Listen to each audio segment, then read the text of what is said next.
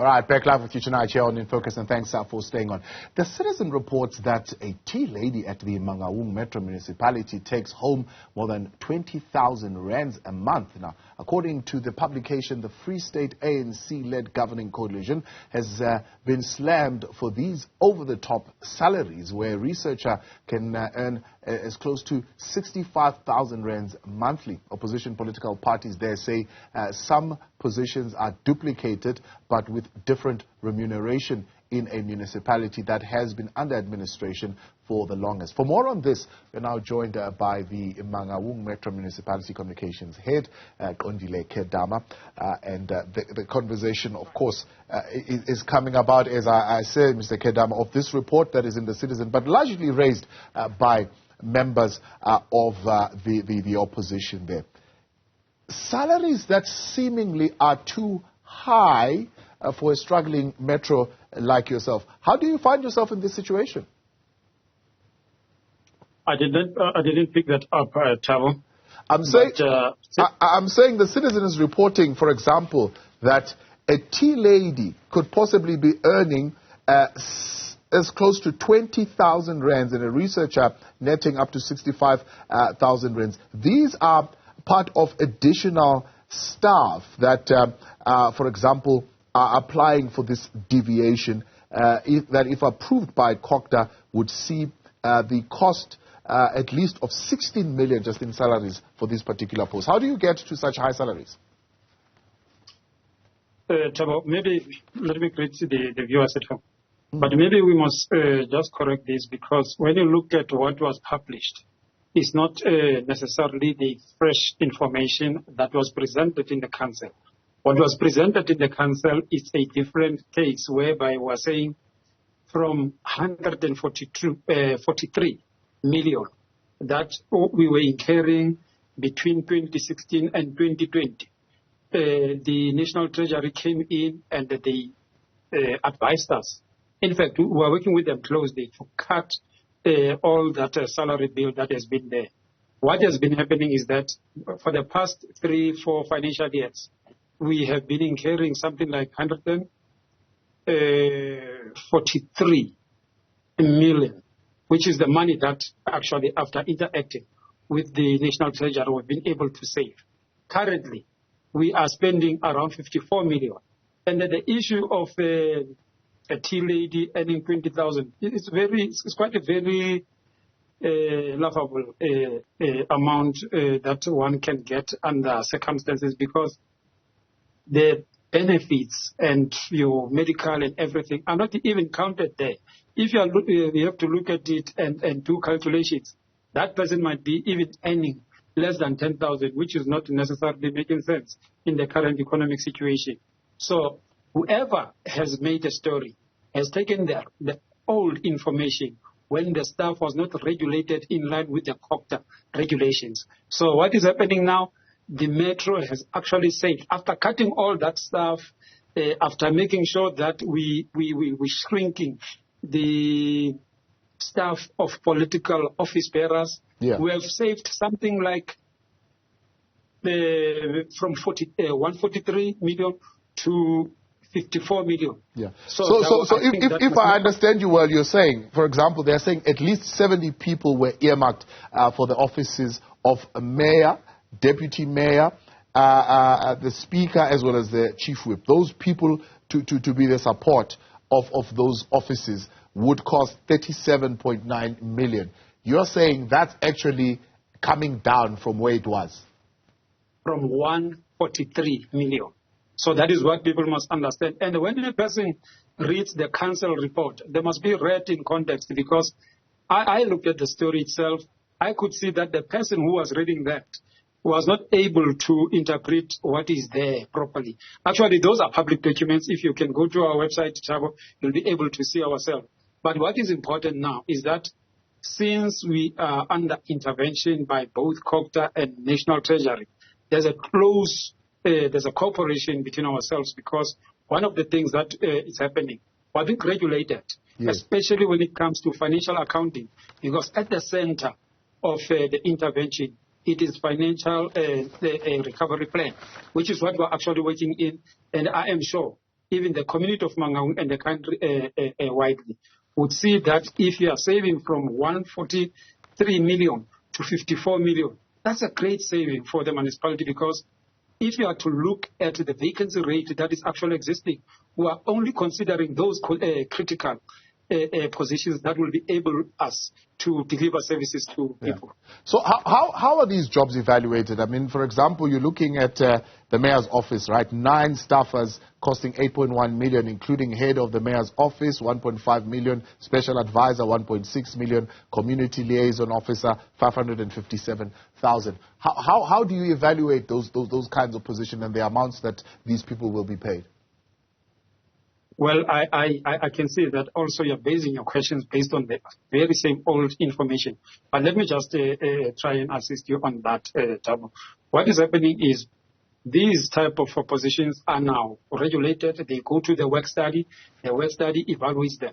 But if you are to look at the overall salaries of the municipality after it turned into a metro and what was happening previously, you'd remember, Tabo, during the transition, just as a historical factor, during the transition, you had your town clerk, they used to call them town clerk, earning equivalent to the DG of the province. And those things, with the new systems being upgraded, being reviewed, we have drastically changed that environment because the money that is there is actually looking at the critical services that are supposed to be delivered. But it's not, when they were happening, historically, there was no hullabaloo. But now that there is this administration and so, people are beginning to raise eyebrows. But I like it when people raise eyebrows because we are now able to say, looking at the past 3-4 financial years, we've been able to cut the salary bill from this point, especially that of POB, that is political office bearers, from this to that. And if you can look at the amount of or the quantities of staffing in those offices, you can see that it's something that we even dealing with the MEC copter in the pre-state, so that we get guidance and condonation. Because what has gone to the council, it was us looking at it and check as to, now that we are under intervention, where can we deviate? Because as we speak, those political offices don't have a support. And how do you then deliver you into your mandate if you don't have a staff at all? So those are the things that we are dealing with, Tamo. So tell me then, what are the correct figures? How many staffers are in the office of the mayor and how much are they costing now? What is costing now, those are the figures that are there in the document, but safe to say, it has shrunk with almost 80%, if not less, Tabo, because if, for an example, in the office of the speaker, you had more than staff members, you are now going to only operate with 26. Yes, on the. So the 54 staffers have been cut down to 26. Every political office's staff has been cut with almost 50 or more %, so that we're making sure that we, one, adhere with the staff regulation as promulgated by the COCTA National. We make sure that we're working very closely with the National Treasury, and the National Treasury is actually guiding the city on how to use or to cut the clothes according to the size of the body, so that we don't have the unnecessary expenditure, particularly on salary bill, because already most municipalities are suffering as a result of huge salary bills, and the income, the revenue that we get is not commensurate to what we actually have generally in the institution. Right, back live with you, Chinanga Chair, on In Focus. Let's continue now the conversation. We are joined by the Mangaung Metro Municipality Communications Head, Qondile Khedama. Also coming into the conversation now is the DA Councillor in the Free State, Peter Lotriet. Good to have you, Peter, and good evening.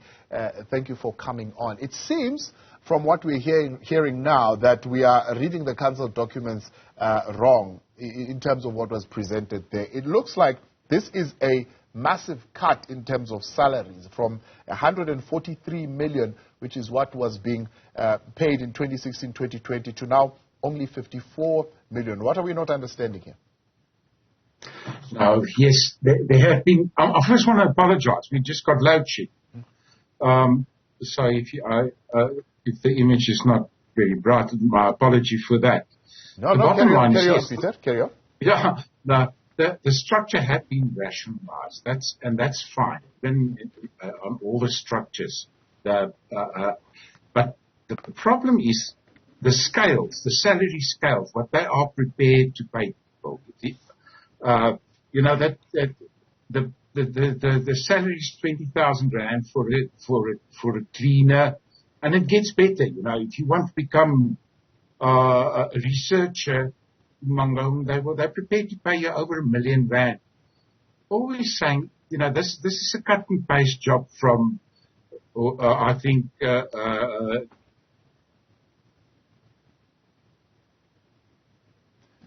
Peter, are you still there? I think we are losing that connection there due to the connection and the electricity cuts, rather.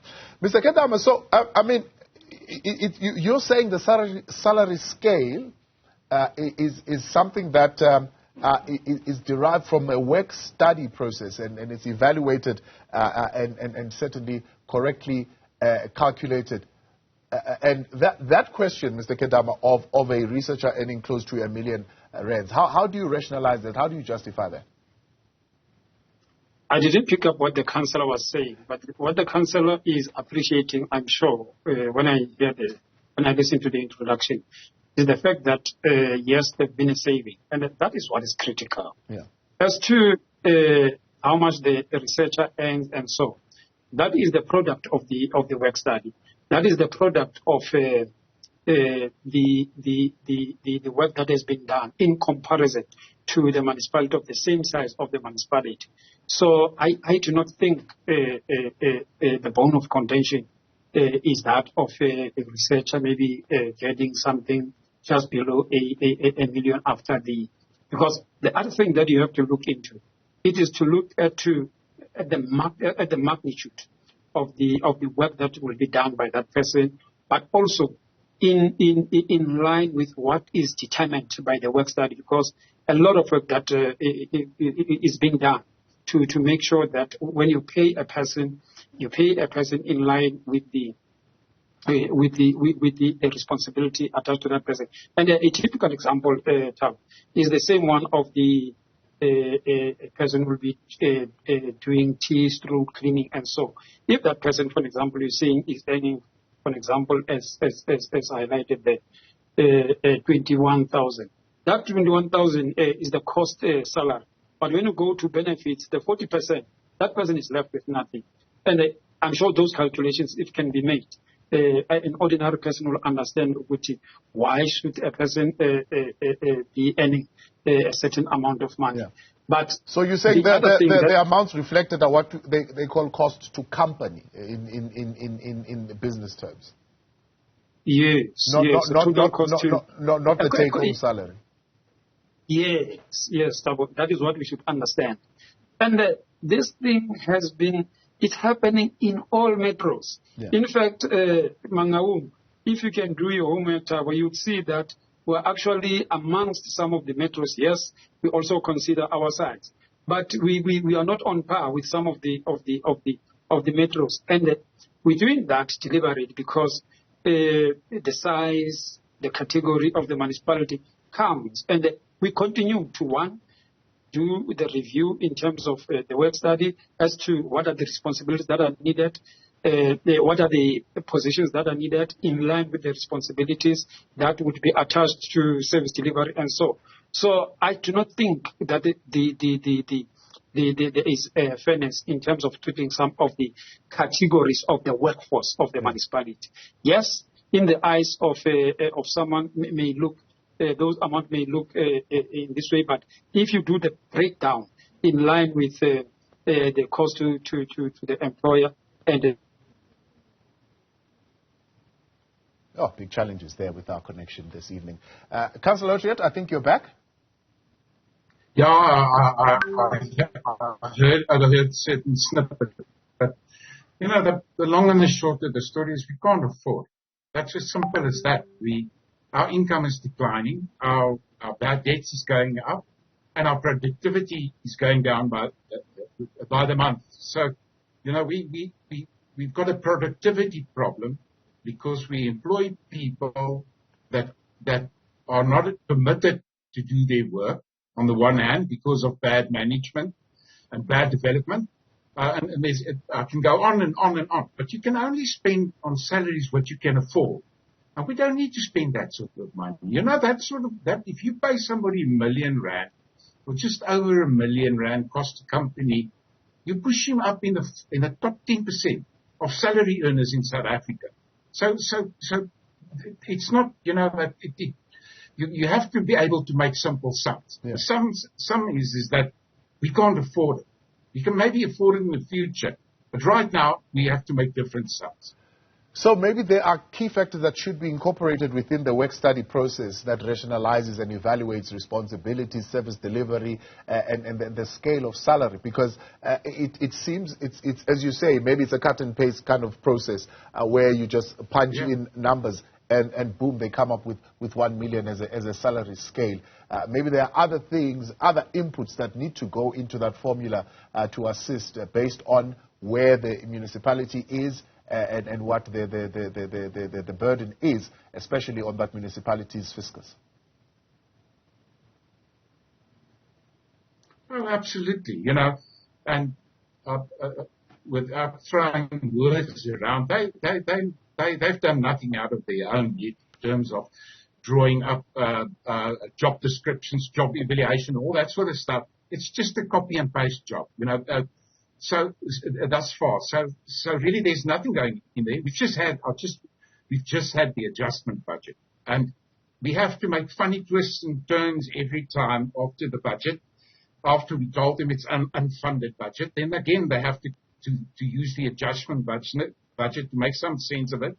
But the fact of the matter is that human resource development is a very low priority in Mangaung, and you can speak to all the staff members. They get scheduled for courses and it gets cancelled, or there's always an excuse that the workers' corps of Mangaung is probably the lowest motivated group of people together. I feel sorry for a lot of that people that really try hard, but in general, it's a very, very unhealthy environment to work for.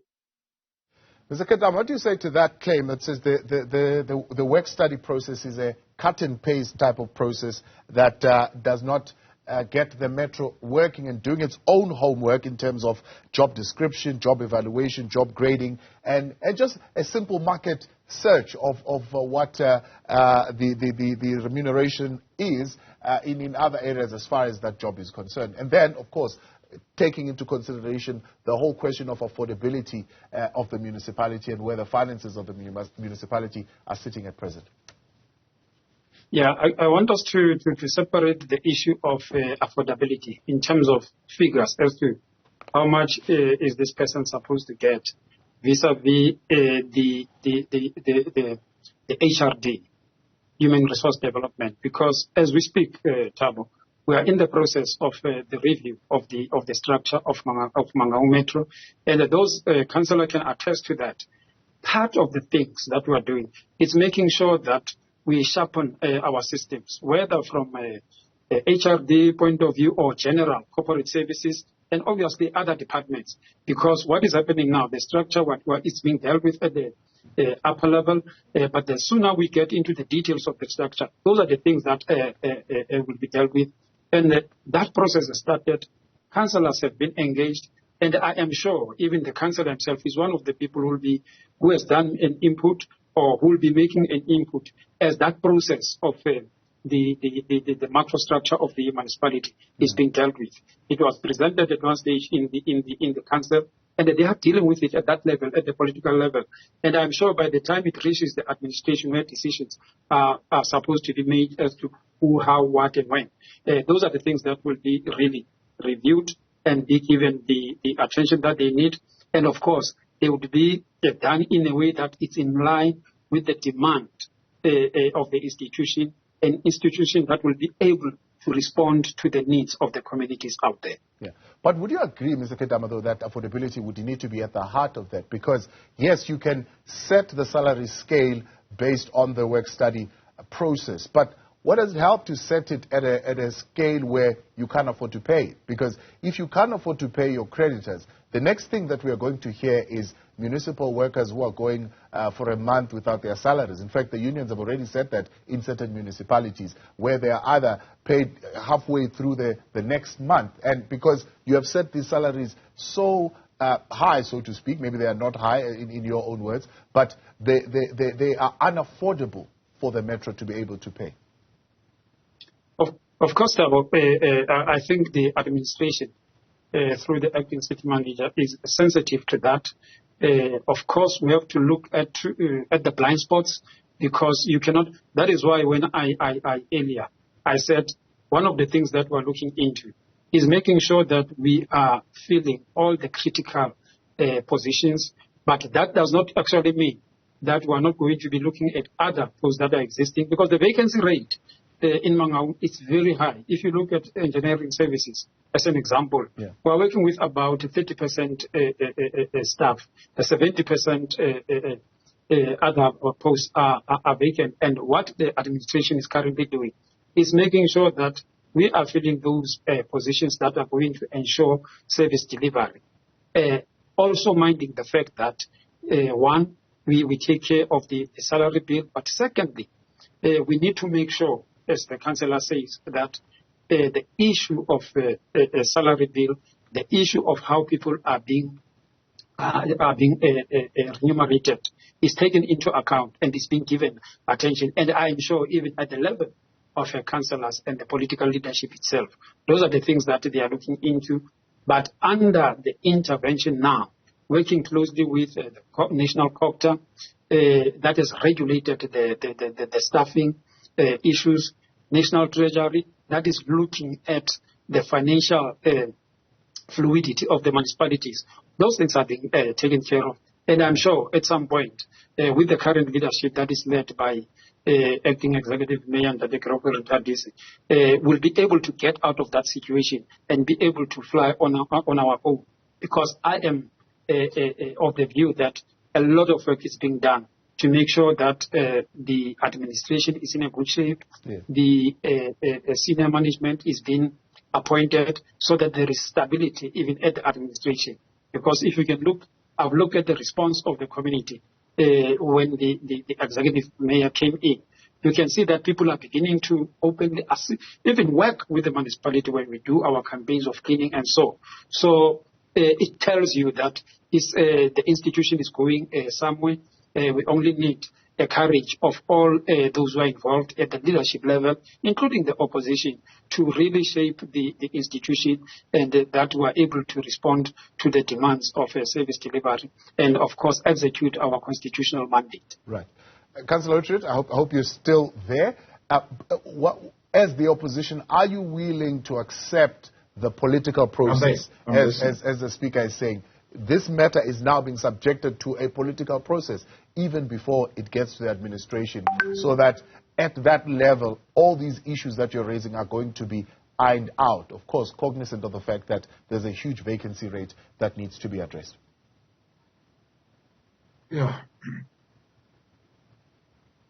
You will understand that I'm not so optimistic. We've been dealing with a turnaround strategy or the financial recovery plan for the last couple of years, and it's just translated into nothing. We even now at this point of time with the intervention team, they're nowhere. We're nowhere. We're getting nowhere, and that's the main problem. And I think, to the residents, and it's not. It's really bad in Mangaung. It's the worst place that you can be in terms of service delivery. And I'm concerned about specifically the human resources component, that it doesn't get enough attention. It doesn't get developed. We're going into an election, so all sorts of nice things are promised to residents. Now, I'm sorry, I'm not buying it. I want to see real material changes on the ground, which is not happening. And the bottom line is, we as the opposition has offered our assistance, and we do where we can. We offer advice, but at the end of the day, the Mangaung Metro is governed by the ANC, and they are accountable at the end of the day. And they haven't got a good track record, and good luck for them. But I'm not too optimistic. All right, let's leave it there. Much appreciated, Councillor Lotriet there, as well as the spokesperson for the Mangaung Municipality, the head of communications, Qondile Khedama.